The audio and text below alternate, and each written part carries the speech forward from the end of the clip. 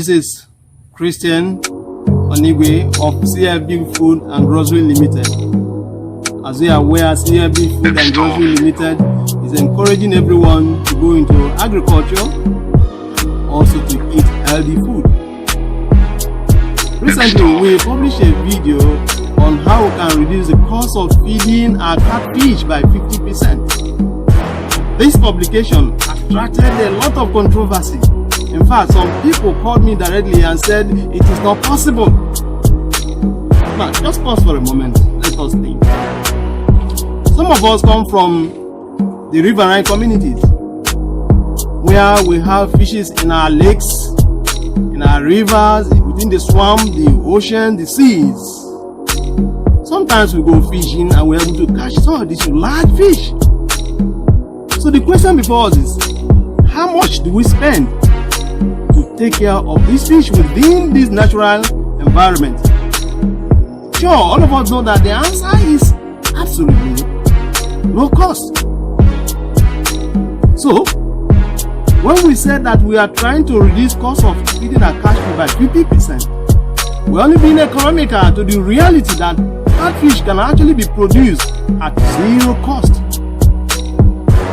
The realization, the ability, the capacity to achieve this depends on the individual farmer.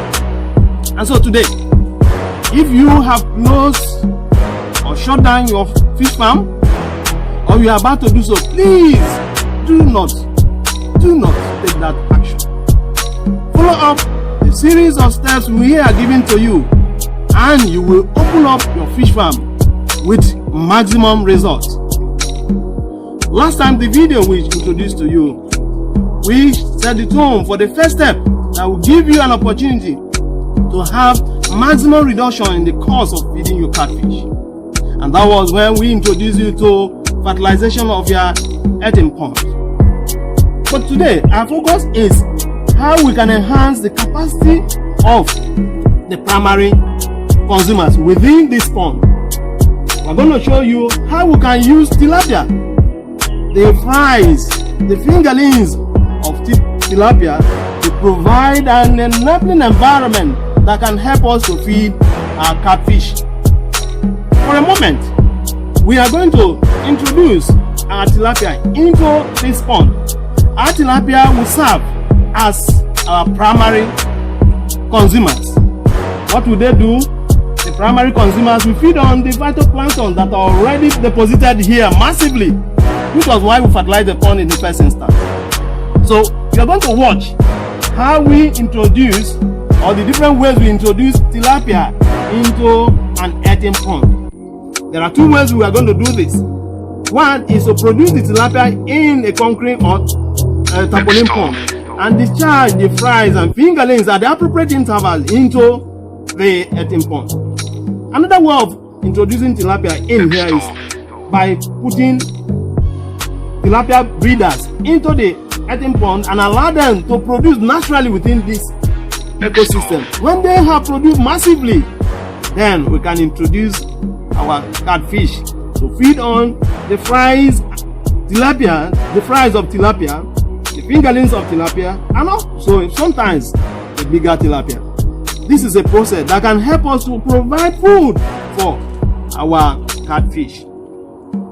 As we do this, we're going to give you details on how this can be viable for a farmer who wants to shut down his farm. So tilapia is an option that I want to introduce to you today. So just watch out. We have harvested some tilapia from our concrete pond. We now want to show you how to introduce one way you can introduce a tilapia into this pond that is already loaded with producers, the phytoplanktons. Now look at me. Look at this. These are tilapias. Oh no, we're not taking them to the market. We are rather going to introduce them into the earthen pond. Yes, this tilapia will go into the earthen pond. You can see that we're having about 10 pieces of tilapia here. Let's talk a little about the capacity of a tilapia. We're having about 2 families of tilapia here. One family is able to give you thousands of fingerlings growing from fries into the fingerling stage. So what you are having here has the capacity of filling the whole of this earthen pond with a lot of fries and subsequently fingerlings and juveniles of the tilapia. What is the purpose of introducing tilapia into the pond? Is it for growing tilapia? Oh no, that is not our purpose. Our purpose is that this tilapia you are having here will eventually produce a massive tonnage of fingerlings and juveniles of tilapia that will subsequently be consumed by our catfish. Invariably, what we are trying to do is to prepare food for our upcoming catfish. So this is one secret that can help you reduce cost of feeding your catfish. So with this, to a large extent, with the massive production capacity of the tilapia, you are able to provide food right inside this earthen pond. And so here we go. We want to submerge this tilapia into the earthen pond. As we release them into the earthen pond, they are good to go. Yes, releasing them into the earthen pond will provide an opportunity for them to produce massively the size of fingerlings. You can see here, these are the ones we were able to pick out from the concrete pond. This is our target. By the time this tilapia are able to produce in large capacity this size of fingerlings, we have already made food available for our catfish. So, what point are we trying to make here? The point is simple, that having produced these fingerlings from the tilapia, we can actually introduce them into our earthen pond, as I'm doing now. What will these tilapia be eating? What will they be feeding on? They'll be feeding on the already provided food from the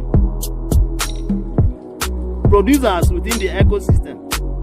Whether I feed them or not, they're able to survive and provide food for the future catfish that will be introduced into this pond. So this is one way you can actually reduce the cost of production by using the fingerlings from your tilapia to feed catfish.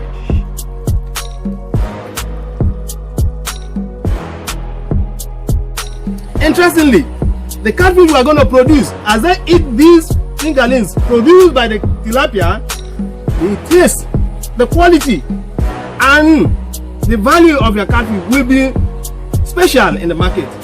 These days, some people do not enjoy the catfish produced through the artificial means. Some will still prefer the natural means of catfish production. But by what we are having here, a single fingerling or juvenile of this size contains a complete energy requirement for the catfish, thereby making our catfish to have a unique taste, just the same with what we have in the swamp and in the forest. This is about one way we can subsidize the cost of feeding our catfish.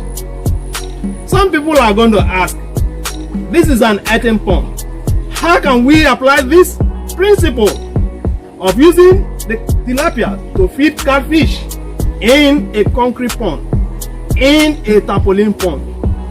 This is one reason why you must connect to the next video in our series, so that you'll be able to notice and know exactly how you can use this concept of food chain in order to feed your catfish, thereby reducing your cost of feeding or cost of production of your catfish. So do not fail to be connected to this channel that is helping you to learn how you can reduce the cost of producing your catfish. If you have shut down your fish farm, or if you are about to do so, please do not continue with that decision. Hold on, follow through these steps. You will notice that there are going to be available opportunity for you to remain in the business of catfish production.